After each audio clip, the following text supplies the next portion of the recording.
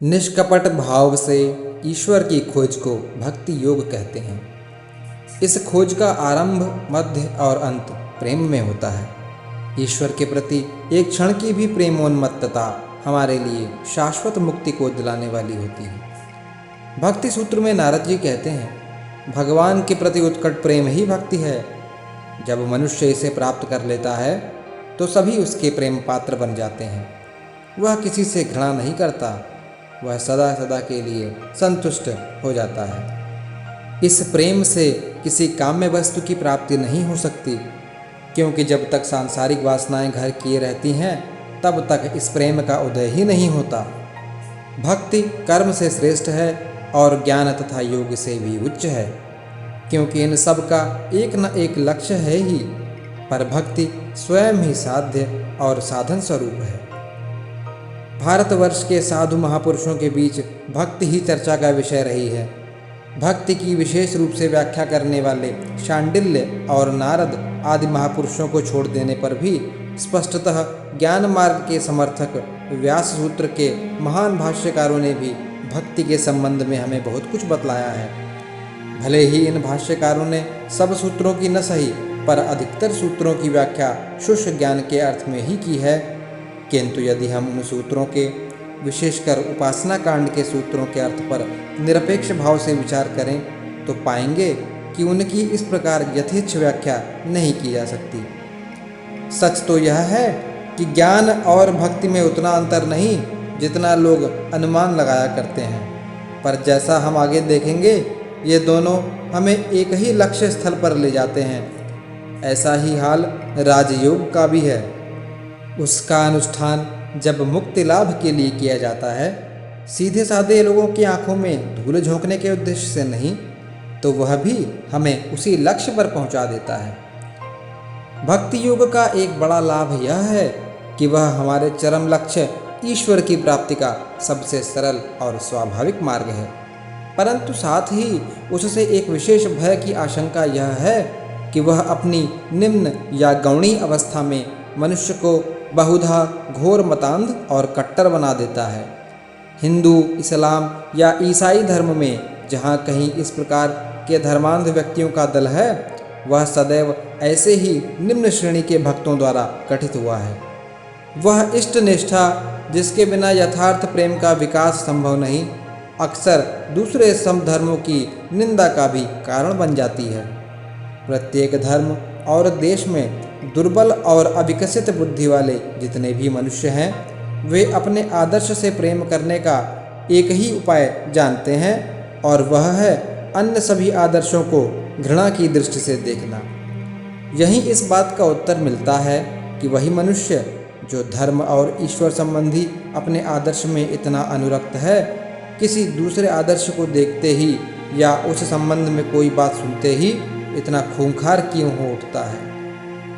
इस प्रकार का प्रेम कुछ कुछ दूसरों के हाथ से अपने स्वामी की संपत्ति की रक्षा करने वाले एक कुत्ते की सहज प्रवृत्ति के समान है। पर हाँ, कुत्ते की वह सहज प्रेरणा मनुष्य की युक्ति से कहीं श्रेष्ठ है, क्योंकि वह कुत्ता कम से कम अपने स्वामी को शत्रु समझकर कभी भ्रमित तो नहीं होता, भले ही उसका स्वामी किसी भी वेश में उसके सामने क्यों ना आए। फिर मतांध व्यक्ति अपनी सारी विचार शक्ति खो बैठता है। व्यक्तिगत विषयों की ओर उसकी इतनी अधिक अनुरक्ति रहती है कि वह यह जानने का बिल्कुल इच्छुक नहीं रह जाता कि कोई व्यक्ति कहता क्या है, वह सही है या गलत। उसका तो एकमात्र ध्यान रहता है यह जानने में कि वह बात कहता कौन है। देखोगे, जो व्यक्ति अपने संप्रदाय के, अपने मत वाले लोगों के प्रति बड़ा दयालु है, भला है और सच्चा है, सहानुभूति संपन्न है, वही अपने संप्रदाय से बाहर के लोगों के विरुद्ध बुरा से बुरा काम करने में भी न हिचकिचाएगा। लेकिन ऐसी आशंका भक्ति की केवल निम्नतर अवस्था में ही रहती है। इस अवस्था को गौणी कहते हैं, परंतु जब भक्ति परिपक्व होकर उस अवस्था को प्राप्त हो जाती है जिसे हम परा कहते हैं, तब इस प्रकार की घोर मतांधता और कट्टरता की आशंका नहीं रह जाती। इस पराभक्ति से अभिभूत व्यक्ति प्रेम स्वरूप भगवान के इतने निकट पहुंच जाता है कि वह फिर दूसरों के प्रति घृणा भाव के विस्तार का यंत्र नहीं बन सकता।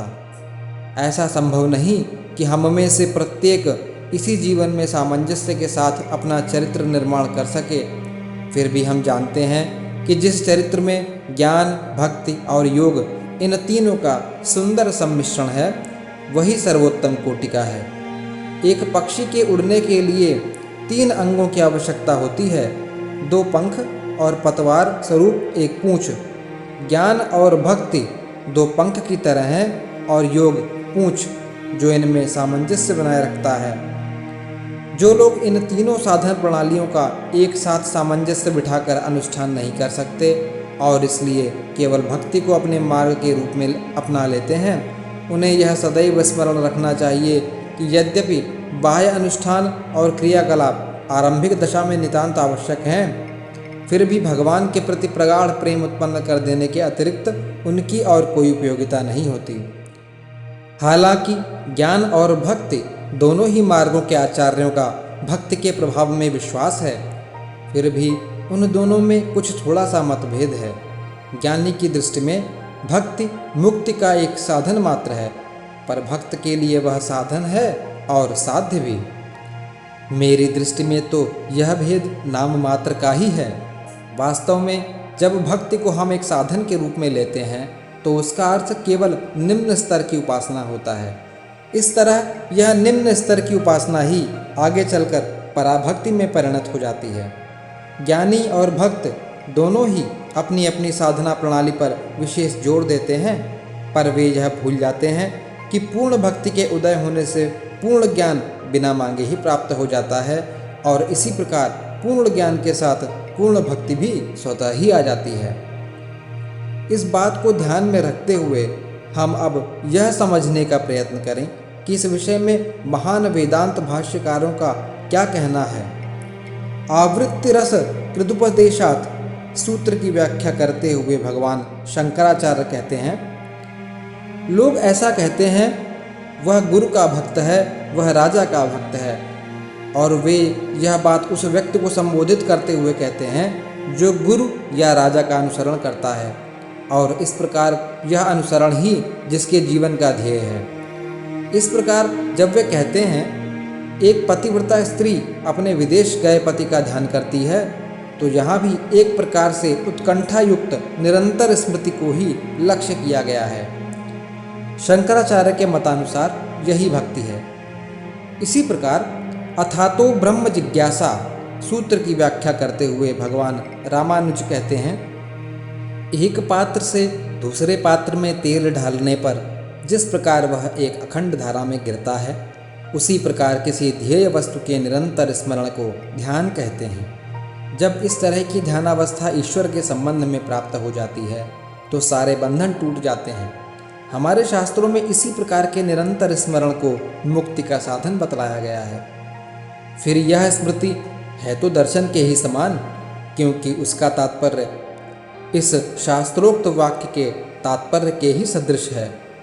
उस पर और दूर और समीप पुरुष के दर्शन से हृदय ग्रंथियां छिन्न हो जाती हैं, समस्त संशयों का नाश हो जाता है और सारे कर्म क्षीण हो जाते हैं। जो समीप है उसके तो दर्शन हो सकते हैं, पर जो दूर है उसका तो केवल स्मरण ही किया जा सकता है। फिर भी शास्त्रों में कहा गया है कि हमें तो उन्हें देखना है जो समीप है और फिर दूर भी, और इस प्रकार शास्त्र हमें यह दिखा दे रहे हैं कि उपर्युक्त प्रकार का स्मरण दर्शन के ही बराबर है। यह स्मृति प्रगाढ़ हो जाने पर दर्शन का रूप धारण कर लेती है। शास्त्रों में प्रमुख स्थानों पर कहा है कि उपासना का अर्थ निरंतर स्मरण ही है, और ज्ञान भी जो असकृत उपासना से अभिन्न है निरंतर स्मरण के अर्थ में ही वर्णित हुआ है। अतएव श्रुतियों ने उस स्मृति को जिसने प्रत्यक्ष अनुभूति का रूप धारण कर लिया है मुक्ति का साधन बताया है। आत्मा की अनुभूति न तो नाना प्रकार की विद्याओं से हो सकती है, न बुद्धि से और न बारंबार वेदाध्ययन से। यह आत्मा जिसको वर्ण करती है वही इसकी प्राप्ति करता है तथा उसी के सम्मुख आत्मा अपना स्वरूप प्रकट करती है। यहाँ यह कहने के उपरांत कि केवल श्रवण, मनन और निदिध्यासन से आत्मोपलब्धि नहीं होती, यह बताया गया है जिसको यह आत्मा वर्ण करती है उसी के द्वारा यह प्राप्त होती है। जो अत्यंत प्रिय है उसी को वर्ण किया जाता है। जो इस आत्मा से अत्यंत प्रेम करता है वही आत्मा का सबसे बड़ा प्रिय पात्र है।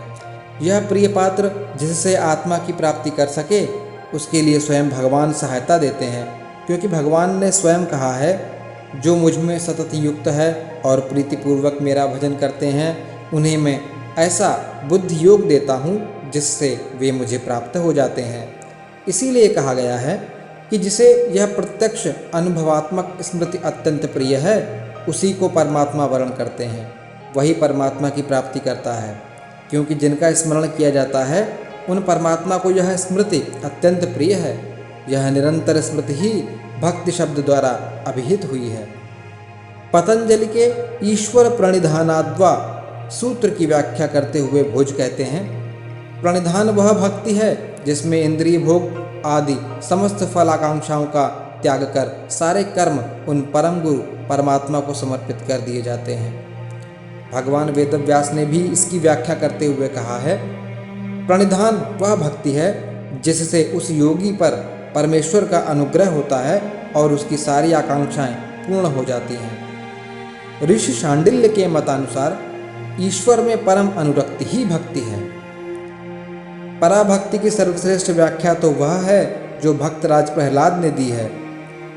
अविवेकी पुरुषों की इंद्रिय विषयों में जैसी तीव्र आसक्ति होती है, तुम्हारे प्रति उसी प्रकार की तीव्र आसक्ति तुम्हारा स्मरण करते समय कहीं मेरे हृदय से चली न जाए। यह आसक्ति किसके प्रति? उन्हीं परम प्रभु ईश्वर के प्रति। किसी अन्य पुरुष, चाहे वह कितना ही बड़ा क्यों न हो, के प्रति आसक्ति को कभी भक्ति नहीं कह सकते। इसके समर्थन में एक प्राचीन आचार्य को उद्धृत करते हुए अपने श्री भाष्य में रामानुज कहते हैं, ब्रह्मा से लेकर एक तिनका तक संसार के समस्त प्राणी कर्म जनित जन्म मृत्यु के वश में हैं। अतएव अविद्या युक्त और परिवर्तनशील होने के कारण वे इस योग्य नहीं कि ध्येय विषय के रूप में वे साधक के ध्यान में सहायक हों। शांडिल्य के अनुरक्त शब्द की व्याख्या करते हुए भाष्यकार स्वप्नेश्वर कहते हैं, उसका अर्थ है अनु यानी पश्चात और रक्ति यानी आसक्ति, अर्थात वह आसक्ति जो भगवान के स्वरूप और उनकी महिमा के ज्ञान के पश्चात आती है। अन्यथा स्त्री पुत्र आदि किसी भी व्यक्ति के प्रति अंध आसक्ति को ही हम भक्ति कहने लगेंगे। अतः हम स्पष्ट देखते हैं कि आध्यात्मिक अनुभूति के निमित्त किए जाने वाले मानसिक प्रयत्नों की परंपरा या क्रम ही भक्ति है, जिसका प्रारंभ साधारण पूजा पाठ से और अंत ईश्वर के प्रति प्रगाढ़ एवं अनन्य प्रेम में होता है। ओम नमो भगवते वासुदेवाय।